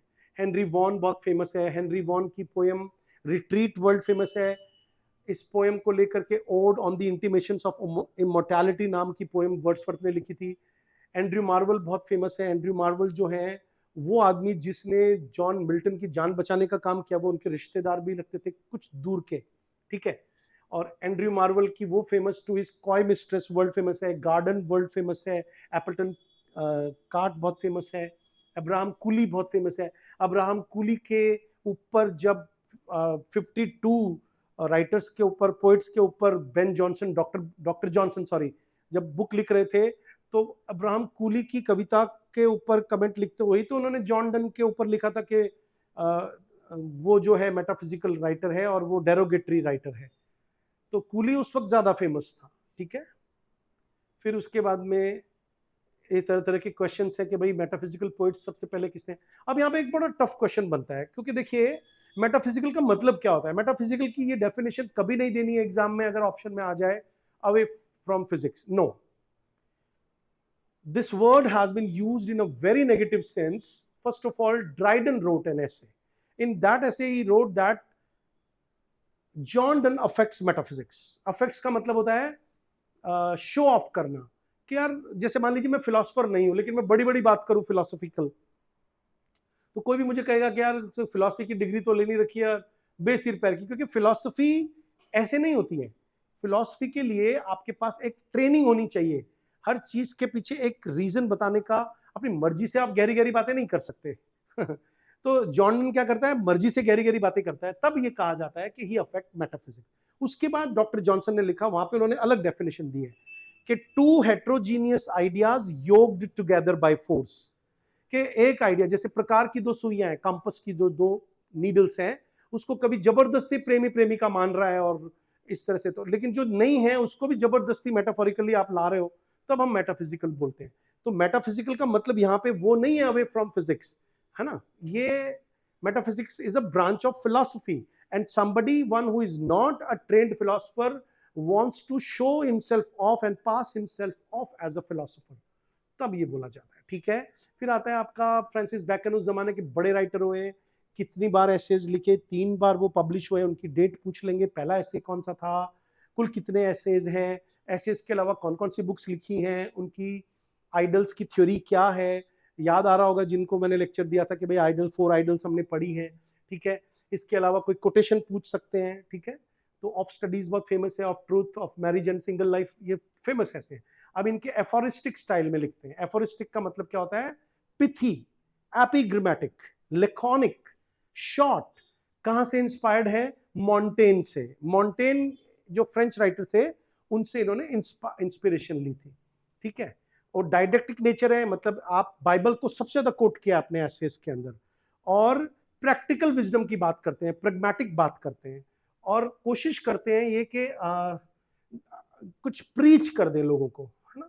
फिर कैविलियर पोइट्स का आ जाता है कि कैरोलिन एज में मैंने कहा कि कोर्टली कवि थे, तो रॉबर्ट हैरिक है, रिचर्ड लवलेस है, टॉमस कैरी है, एंड जॉन सकलिंग, इनको कैरी प्रोनाउंस करते हैं।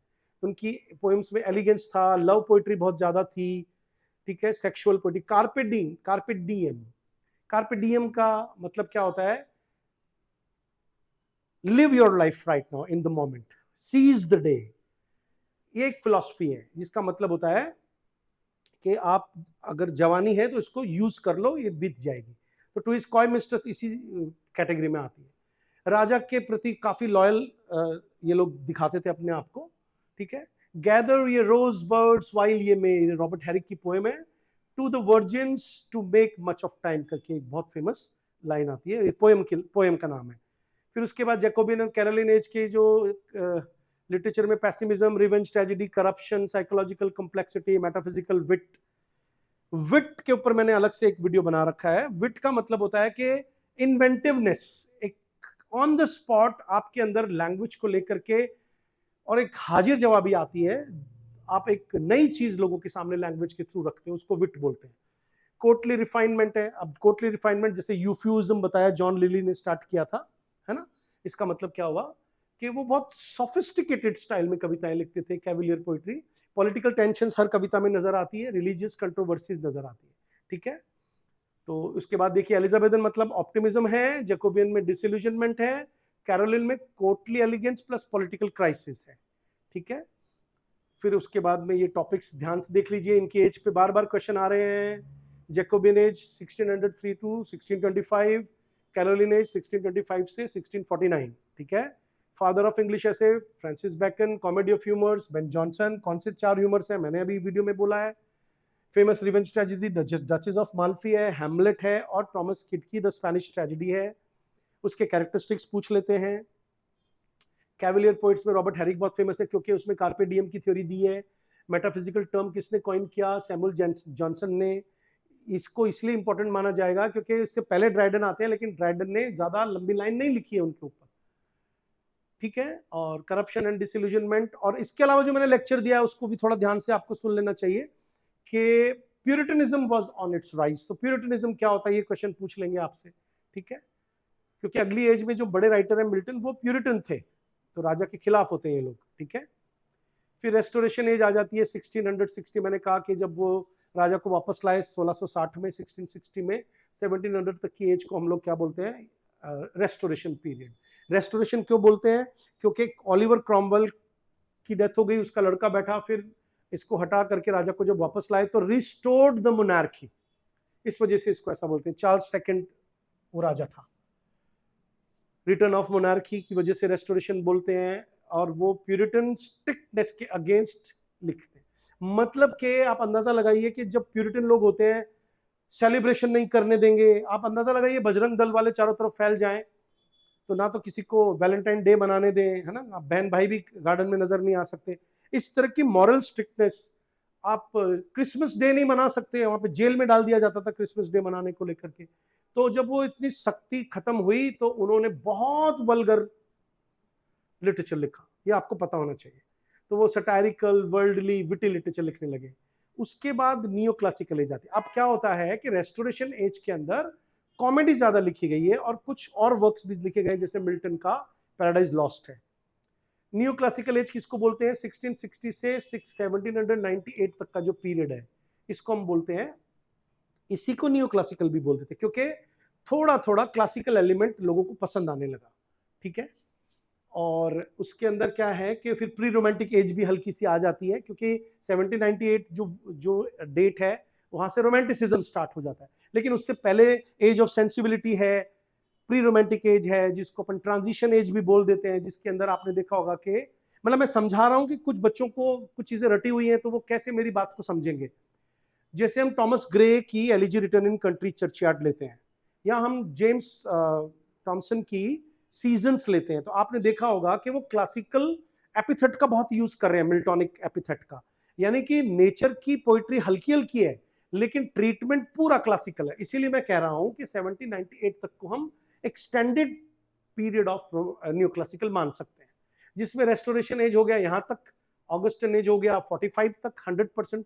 ऑगस्टन एज का भी क्वेश्चन बनता है कि भाई राजा का नाम तो ऑगस्टस नहीं था, तो फिर ये अचानक, क्योंकि उस वक्त तो हमारी क्वीन एन राज कर रही थी, जिसमें क्वीन एन का reference rape of the lock जो अलेक्जेंडर पोप की पोएम है उसमें आता है ना।